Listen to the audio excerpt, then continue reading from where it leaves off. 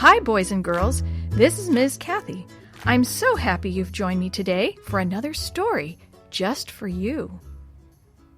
Today's story is Jungle Spirit.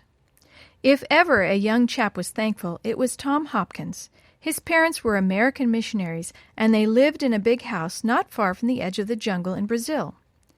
What made Tom congratulate himself was that an old friend of the family, Charles Mayer, whom Tom always called Uncle Charlie, had come on an unexpected visit. Almost as soon as he arrived, he let it be known that he thought Tom was old enough to go along with him on a trip into the jungle. Uncle Charlie had about the strangest way of making a living known to an income tax collector, Dad used to say. He traveled all over the world collecting animals for zoos and circuses. This time, so he told Tom and his folks, he was after jaguars. He had in mind a new kind of device for capturing these untamable cats of the jungle. It would be made out in the jungle. It would be a strong, tightly woven net with an opening about 3 feet across. A live chicken would be the bait inside the net. The instant a heavy animal went after the chicken, down would come the draw rope, closing the net and imprisoning the intruder. "I want to get started on my trip as soon as possible," Uncle Charlie said. "I'll get about a dozen Brazilian boys who know about the jungle and the animals in the jungle to go with us." 2 mornings later, Uncle Charlie, Tom, and his dad and 10 Brazilian boys were ready to go.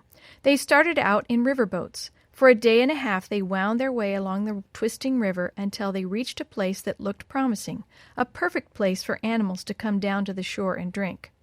Uncle Charlie ordered the boys to gather sturdy vines. He ordered the vines cut in 30-foot lengths. When enough material was gathered, it was woven into nets.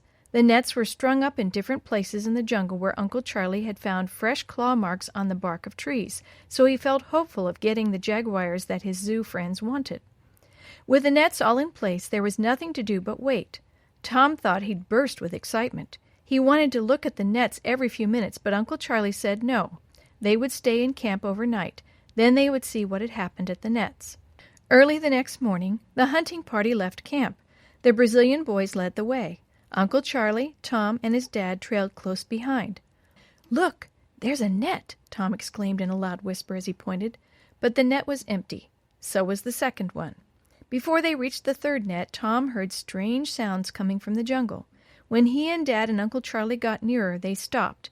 There was a tribal witch doctor making all sorts of incantations while his feet and body moved in fast rhythm. Every so often the witch doctor's body jerked back while he raised his hands high above his head. The 10 Brazilian boys drew back from the witch doctor. Tom could tell by the expressions on their faces that they were afraid. "Spirits! Spirits!" they called out as they saw Uncle Charlie. Then they pointed to the net. It hung down limp from an upper branch of a tree. Tom could not see anything in it at first, but suddenly the bag swung slowly to the right, then to the left. Then it lifted itself straight up into the air. Tom gasped and grabbed his dad's hand. "What's in it?" Even as they watched, the net stopped moving, but in a moment it began to weave about with a weird, sinuous motion. Then the next minute it lowered itself and hung as it had at the beginning. "A spirit, an evil spirit," the Brazilian boys began to chant. Tom couldn't take his eyes from the strangely moving bag. Uncle Charlie walked over to the bag and looked through the foliage surrounding it. "Come and see the spirit, the jungle spirit." The boys held back at first, but Tom and his dad rushed over. There, in the spotted sunlight, was an enormous boa constrictor, half in the net and half out. Uncle Charlie pointed. "See, the tree branch is broken. When the snake shot into the bag after the chicken, his weight must have broken the limb, and the draw rope at the mouth tightened about the snake's middle. No matter how hard the snake tried to escape, it couldn't get away. With its tail firmly wrapped around the tree, it kept raising itself and swaying to and fro. When the boys saw for themselves that it was a snake, they began to laugh. But Uncle Charlie realized that several feet of that snake was still free. A boa's tail is nothing to laugh about. It can crush a person to death, Uncle Charlie knew. "Okay, boys, bring your rope," Uncle Charlie commanded. Tom watched closely as Uncle Charlie directed the business of removing the snake from the net and getting it into captivity. One of the boys was sent up the tree with orders to tie a rope in a slip knot on the snake's tail. Then, very near the end of the tail, the boy was to make what is called a half hitch. As soon as this was done, the boy passed the long rope under the branch and then tossed the free end to the boys below. A strong pull loosened one of the snake's coils, drawing the tip of its tail downward. Holding this rope taut, one of the boys threw the free end back to the boy in the tree.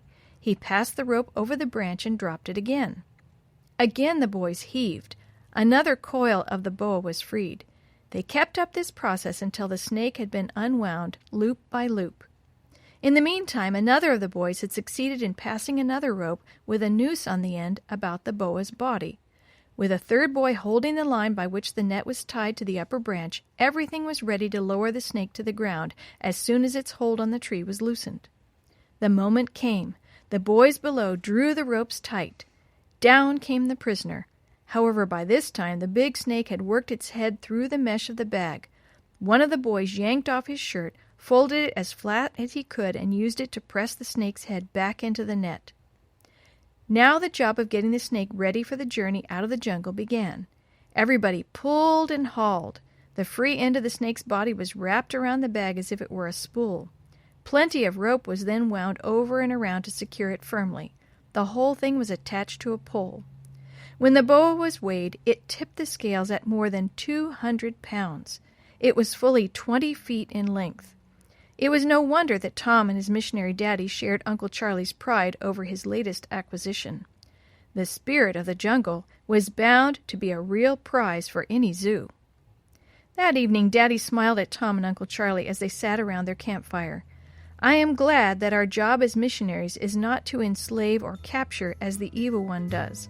Our job is to set men free and make them happy in Jesus.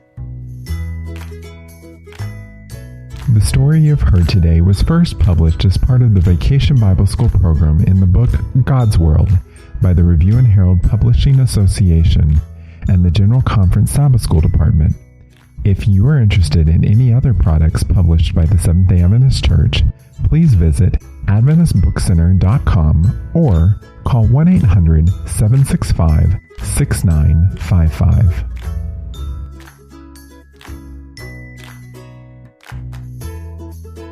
This podcast is a production of the Carolina Conference of the Seventh-day Adventist Church.